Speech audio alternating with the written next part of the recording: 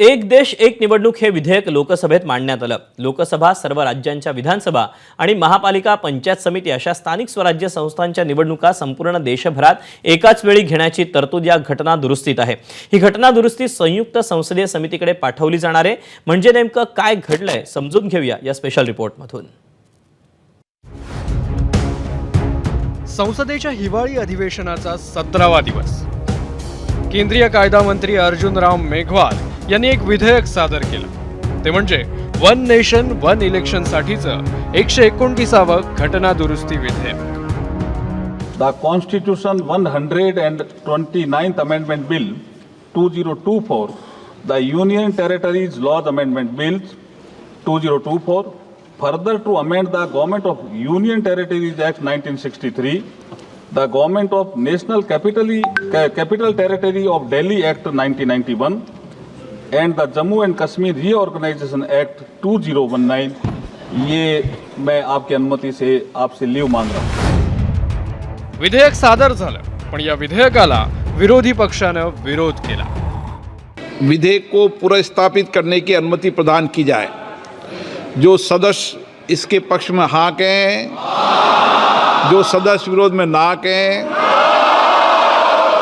मेरे विचार में निर्णय ना वालों के पक्ष में हुआ। एक देश एक निवडणूक हे ऐतिहासिक घटना दुरुस्ती विधेयक अखेर आज संसदेसमोर आलेले।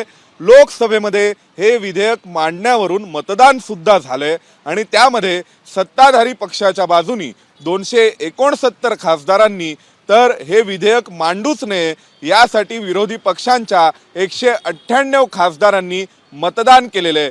एक देश एक निवडणूक या घटना दुरुस्तीचा मसुदा हा अखेर संसदेसमोर आलेला आहे। विधेयकासंदर्भात घेण्यात आलेल्या या मतदानात घटना दुरुस्तीच्या बाजूने 269 खासदार तर घटना दुरुस्तीच्या विरोधात 198 खासदारांनी मतदान केलं। मात्र घटना दुरुस्तीसाठी 307 हा बहुमताचा आकडा होता, त्यामुळे हे विधेयक आवश्यक बहुमत मिळवू शकलं नाही। विधेयकावरून संसदेत सत्ताधारी आणि विरोधकांमध्ये चांगलीच जुंपली। मला वाटतं लोकउपयोगी निर्णय हे काँग्रेसला किंवा विरोधी पक्षाला कधीच नको असतात। जसं त्यांनी वक्फ पण त्यांनी विरोध केला, उभाटांनी पण वक्फला विरोध केला, काँग्रेसनी पण केला आणि सगळ्याच गोष्टीला विरोध करण्याचं काम हे विरोधकांचं सुरू आहे। पण लोकहिताचे निर्णय जे आहे मोदीजींच्या नेतृत्वाखाली एनडीएचे सरकार जे आहे ते घेतंय। आज त्याचं एक चांगलं उदाहरण आपल्याला वन नेशन वन इलेक्शनच्या या बिलाच्या माध्यमाने आपल्याला पाहायला मिळतंय। Sir, I rise to oppose this introduction of the bill. Sir, Republic of India is a union of states. By introducing or while considering this bill, it will be a direct attack on the federalism. It will be a sort of undermining the entity of states. Anti-constitutional bill.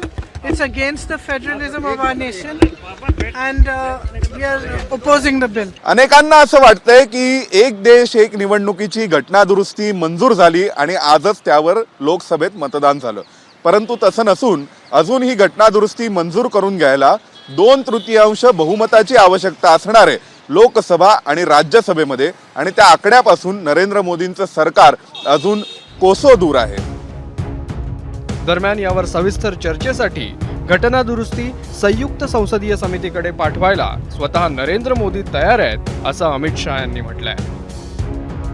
जब ये संविधान सुधार का विधेयक संवैधानिक संशोधन जब cabinet में चर्चा में आया, तब प्रधानमंत्री जी ने स्वयं मंशा व्यक्त करी थी कि इसको जेपीसी को देना चाहिए। इस पर विस्तृत चर्चा सभी स्तर पर होनी चाहिए। महत्वाचं म्हणजे घटना दुरुस्ती संसदेच्या संयुक्त समितीकडे पाठवण्याची मागणी खासदार सुप्रिया सुळे यांनीही केली आहे। की जरूरत है। हमारी तो मांग रहेगी कि जेपीसी सरकार ने करे और चर्चा हो, और जो भी निर्णय हो वो सारों से चर्चा करके हो। हमारी मांग जेपीसी की है, हमारी पार्टी की मांग जेपीसी की होगी। वक्फ कायद्यातील दुरुस्ती करणारं विधेयक हे संयुक्त संसदीय समितीकडे पाठवण्यात आलं। त्यावर माध्यमांमध्ये विविध समाज घटकांमध्ये चर्चा रंगली आणि त्याचा राजकीय फायदा हा आता भारतीय जनता पक्षाला व त्यांच्या मित्र पक्षांना होताना दिसतोय. एक देश एक निवडणूक याबाबतचं घटनादुरुस्ती विधेयक सुद्धा अशा रीतीने संयुक्त संसदीय समितीकडे गेलं तर त्याचा राजकीय फायदा कोणाला होणार, राजकीय नुकसान कोणाला सहन करावं लागणार, या सर्व प्रश्नांची उत्तरं मिळवण्यासाठी आपल्याला काही काळ वाट पाहावीच लागेल. व्हिडिओ जर्नलिस्ट संजीव कुमारसह सोमेश कोलगे, एबीपी माझा, नवी दिल्ली. एबीपी माझा, उघडा डोळे बघा नीट.